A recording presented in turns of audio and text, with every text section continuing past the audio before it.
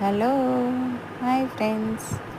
ఇది పచ్చి రొయ్యలు మా హస్బెండ్ తీసుకొచ్చాడండి మా చెరువు నుంచి. పచ్చి రొయ్యలు ఒక 2 kgs వరకు. చూడండి ఎలా ఒలుస్తున్నారు పచ్చి రొయ్యలు. మా తోడికోడలు నైటి మీద ఉందని చూపించలేదు.